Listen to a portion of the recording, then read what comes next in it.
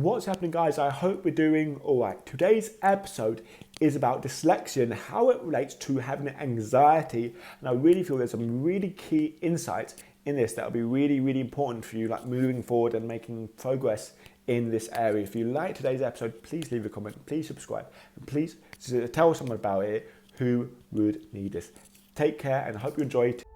So the big question is this: how can dyslexics like us create a place, a community, a tribe where people at any stage of life can come and solve any challenge, amplify their strengths, and ultimately help them become who they were meant to be, or in other words, conquer their dyslexia?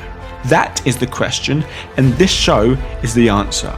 My name's Theo Goff, and welcome to the Conquering Dyslexia podcast. Hello guys, I hope we're doing good and I hope we're doing well. Today I want to talk to us about dyslexia and how it relates to having anxiety, and when you feel you're having anxiety. I know this topic is a lot of people talk about it, a lot of people sort of know about it, a lot of people feel it. They feel anxious, and because of their dyslexic challenges make them feel anxious about it. And I've got a story that happened today that really relates to anxiety-driven thoughts, anxiety-driven action. For myself, dealing with the outside world, and it could be because my dyslexia, it could be not, but there's so many other things that has happened to me that has been anxiety driven, like confidence, like talking to people, like getting out there, like doing all these different things that I didn't take action because I had anxiety from that thing. But first off, before I jump into my story, I want to sort of talk about anxiety. What actually is anxiety? And we're not talking about dyslexia right now, we will get into that, but what actually is anxiety? Anxiety is basically just a feeling of fear. It's a feeling of fear like we're worried and scared of something that will happen that will be negative, something that will be happen that will just be not good for us.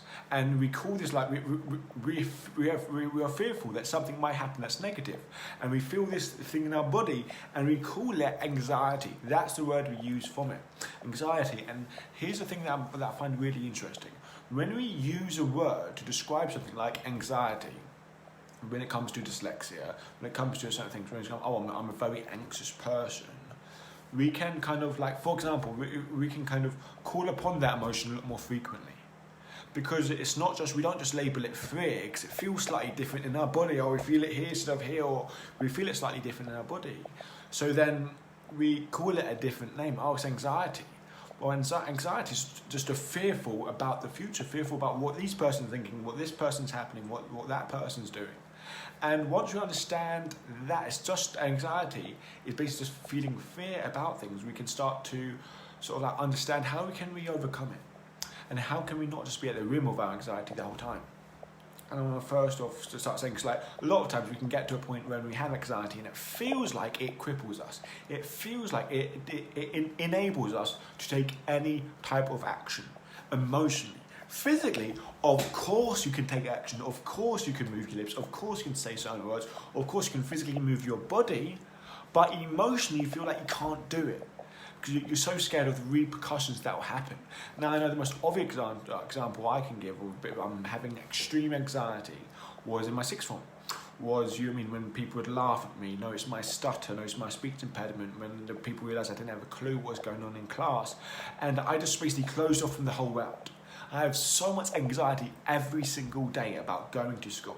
I had anxiety when people used to look in my general direction. Because oh my God, in case what happens if I do something stupid? I don't want me to do something stupid. I don't want people to think of me as a stupid person.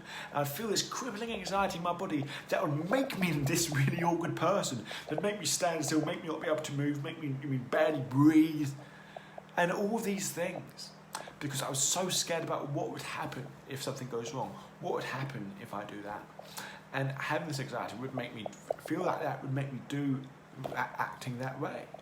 But what I've learned a lot over the years when it comes to, how can I grow? How can I sort of improve upon myself and improve all these things I want to improve upon? And my biggest thing was confidence. confidence. And when I really look at it now, I had bad anxiety about being confident, about getting out there. Still now, I still feel awkward sometimes in my own skin in certain situations, but back then I feel awkward every second in my own skin when I wasn't at home. And so I had to work on that. And how I worked on that wasn't like, oh my God, I got an anxiety. I need to talk about it. I need to understand it. It's just about, okay, I'm fearful. I'm scared to push myself and to do these things. Because in my head, I was like, oh my God, if I do that thing, it would be ultimate pain. I wanted to do things. I wanted to speak to the girl. I wanted to make friends. I wanted to crack a joke. But in my head, it was like, it may be subconscious, it's like, okay, if I do that, if I try, people would laugh at me, people would make fun of me, and I wouldn't be able to do it, and it would be a failure, it would be ultimate pain. So I didn't want to do that, so my brain didn't make me do that. And once I basically learned how to shift this by basically pushing yourself to do certain things. So what I did, I took myself out of the school environment that I really hated, and basically traveling to and from boxing. I would get in these big, busy train stations like Victoria train station, and I would say hi to 20 random people. It was the nervousest thing I ever done. I did that for a couple of days, and then first day was hard, second day was still hard, and it got easier and easier and easier and easier. And I was like, well, if I can do this, I can I can progress through other things, because it's that training of pushing yourself to do certain things, and that would really, really sort of like help your mind. Train your mind, okay, saying, okay, I'm feeling this anxiety, I'm feeling this fear here, it's in my head, I don't know how to get out of it, I don't know how to get rid of it, I don't know what to do, and oftentimes it can take over our lives. It took like it took over mine, and it can be habilitating for you to take action. But then, and then I was like, so this is a story that happened really recently. So after I really worked hard on my confidence, people were like, who are you and what have you done with Theo? And I pushed really hard on my English, and I've done so many different things that I had a lot of anxiety moving in. I was fearful about how it's going to go moving in, but I overcame that. And by the way, personally, guys, I don't use the word anxiety because fear. I just use it as fear because that's what it is. Because so many oftentimes, if we use these words to describe things, oftentimes we can feel that way. And fear for me is something that you can overcome. I feel fear in a lot of things, but we can overcome it. Anxiety, maybe it hasn't got that same connotation. But yet when I feel fear, when I feel anxiety, fear about something in the future and anxiety, I still feel the same things in my body. Because if you're really anxious about something, you're fearful, aren't you? You're fearful about that thing going wrong. So it's one of the same thing. So I always use the word fear. And through doing different things, I'll give a story recently that basically yesterday and today that I was into this. I remember it was yesterday morning, I was really tired at work. There was this kid, there was this kid that I was talking to, and he was talking back to me. And I'm not going to go in details, but anyway, so there was this person that was like, okay, am I done something wrong? Because I want us as a class to work as a team, all the stuff. But anyway, there's a situation that bothered me in my head a lot. I was like, oh, it's really bothering me. And I sort of thought about it in my head. I was like, oh, I need to have a chat. Have a chat to her and saying, well, this is how I feel. Do you agree? Should we change things moving forward, or should we not change things moving forward? I was like, okay, let's chat to them. And I didn't get to charge to chat to them today.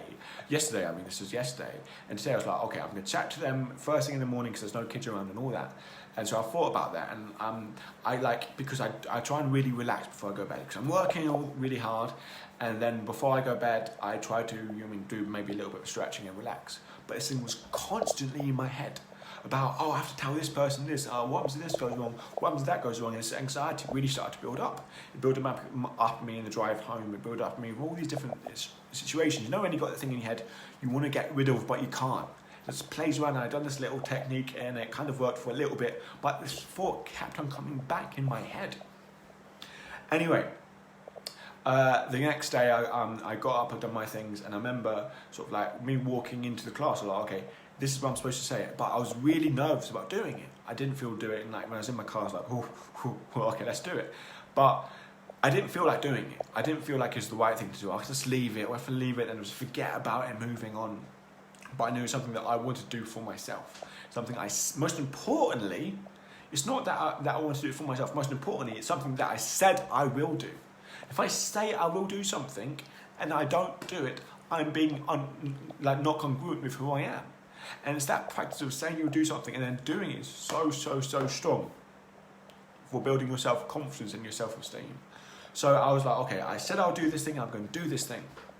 And I went into that and I sort of just explained it to them, and I think they were quite taken back. Got quite taken back because I kind of knew what I was going to say, and so I said it. And I said it, like not in a mean way, not in an emotionally charged way, but in like in a well thought out sort of like not blaming teamwork way. And I was, after I said that, all of my anxiety, all of that went away like that, and I was so happy. And now me and the person had a good day at work because done this thing, because because I went over this anxiety. And the purpose of saying this silly little story is because there's all these examples in your life where it's like, okay, I want to do this, but I don't feel like doing it. That's your anxiety, that's your fear stopping about what happens if it goes wrong. And just training yourself to get over it. Now, how do you train yourself to get over it? The biggest thing is to feel the fear. You may call it anxiety, I call it fear because you can overcome that. Feel the fear and do it anyway. Don't want to speak to that person, don't put your hand up in lesson, don't want to do this, don't want to do that. Feel the fear and do it anyway. Now, here's the thing. If you have what we call habilitating anxiety, which stops you taking action doing that thing, you've got to learn to get strong in other situations. For example, in work, you have habilitating anxiety to put your hand up in the meeting. Okay, you've got to start small. Push yourself over little things at work or not at work. And once you build up to do this thing that's really that you've been wanting to do for a while, you'll be able to do it because you trained yourself. You trained your body, you trained your nervous system to feel that fear and do it anyway. So often we can feel like, oh, I've got high anxiety, I've got high this, I'm born with having high anxiety. And yes, there is a lot of science to suggest that people can be born having higher anxiety than other people because of certain genes or whatever. But does not mean you can't improve upon it. Does not mean that the same thing that other people can help improve upon it, that you can help improve upon yourself. Now, that's not to saying that you'll get the same result as work as well as everyone else, but that is to say that it will work to some extent. You just have to use that, you just have to train yourself and do the biggest thing, like, obviously we feel anxiety doing stuff, but is it stopping you in your life? Is it stopping you taking any sort of action? Is it? Anxiety saying, okay, because, for example, I did not like the situation that happened yesterday. I did not like it at all. And I don't know what I should do. It's like, you can run away. And I had all these things, like, I'm leaving school. But in my head, I was like, okay, I'm walking out now. But I thought, hold on, Theo, let's go down to the earth. I'm not going to walk out now. And after the sane part of my brain got back in, I was like, okay, what am I going to do? And all these ideas came in my head. I was like, okay, here's the solution. And I only found that solution after a couple minutes or so, thinking about it calmly in my head. Well, a bit more than halfway through the day, I was like, okay, this is the solution, this thing makes sense. So when you feel anxiety or when something happens to you and like, oh, I don't like this, what's the solution? Really ask yourself, what's the solution of this? How can I fix this? And really moving forward, like saying, and use all options, how can I fix this? And when you come up with options, saying, okay, this option will be the best option. And knowing that it may not fix the problem instantly, but it's the best step you can take right now. And really sort of like work on saying, I will take this action to move myself forward, no matter what it is, whether it's work, whether it's in school. I'll take this action to move forward and focus on that and do it. Do it, because hold yourself accountable to doing it. And if it's a really hard action, build yourself up, because it's like, think of it like a muscle. Like, this is how all emotions work at the end of the day. Like, you feel really fear. You feel fear about doing things, you feel fear about being confident, you feel fear about that. Well, basically, you've trained your body like a muscle, you've trained your body to feel fear.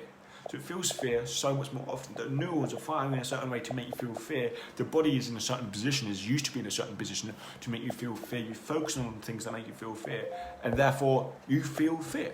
But training that back out, stop feeling fear and sort of like training it. And biggest way you can sort of like train like not feeling anxiety is pushing yourself, because you're not going to stop feeling fear. You have to learn to dance with it. You have to learn to take action despite of feeling the fear. Take action in spite of doing that, and then eventually you will become confident. Eventually you'll do things that you didn't want to do. But it's all a muscle. You've got to start small with these things and slowly build up, because let's be honest, when we have dyslexia, there's a lot of things that we can find out anxiety.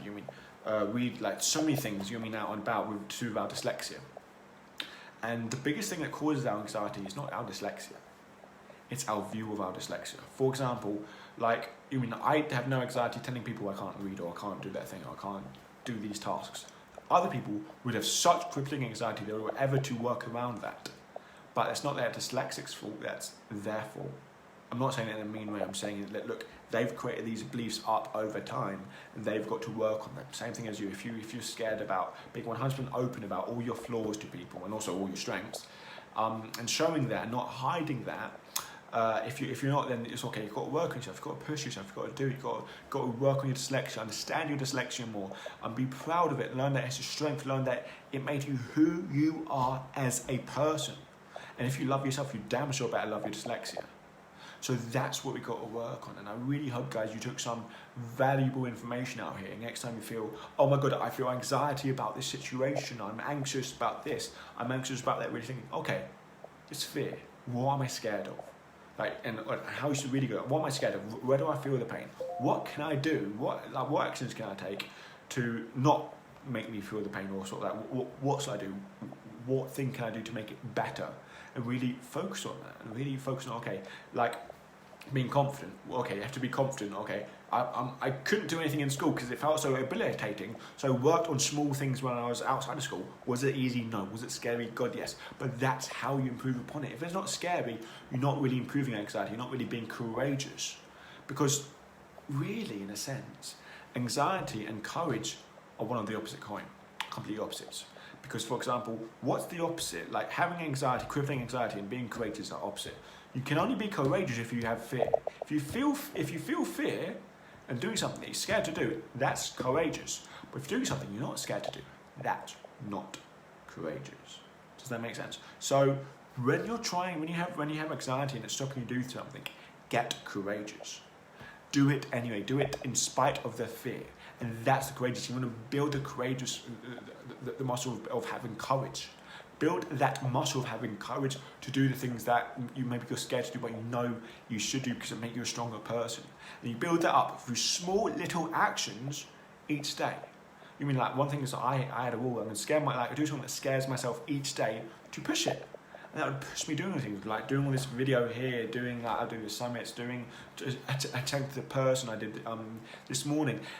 All these things are able because I take little actions on improving it, and don't define yourself as a person who doesn't like the conflict, doesn't like that. Don't define yourself. If you want to do these things, then do them, saying, I'm not that sort of person, because that's a lie. You define your own identity. Your identity isn't made up when you're a baby. You can change it. Anyway, guys, I hope you enjoyed today's episode.